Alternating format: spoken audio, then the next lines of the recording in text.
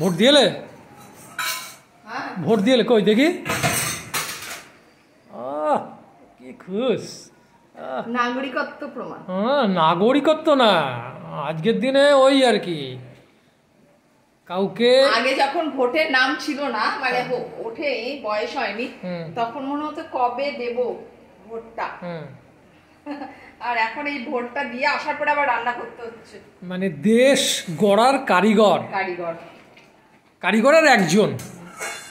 অর্ধেক রান্না করে গেছি আর অর্ধেক রান্না এসে করছি। তো বাকিটা কি রান্না দেখি? এই যে পনিরটা।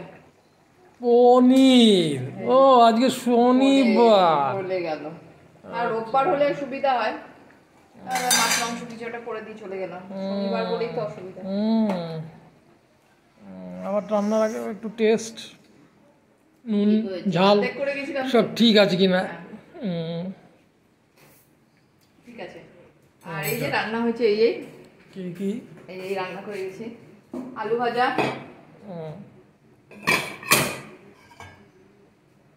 এই যে পাপড়ের তরকারি।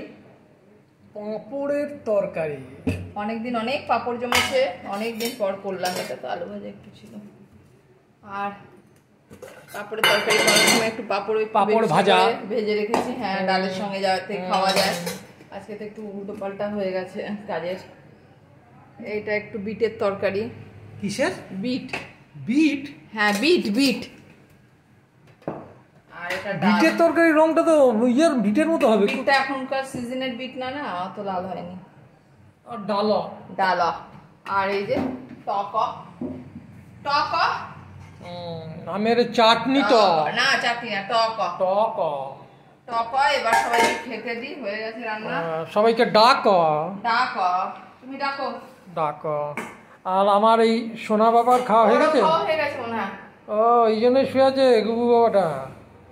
আচ্ছা, গুবু বাবা খাওয়া হয়ে গেছে? শান্তভাবেই ভোটটা দিলাম, হয়েছে, কোনো অশান্তি নেই।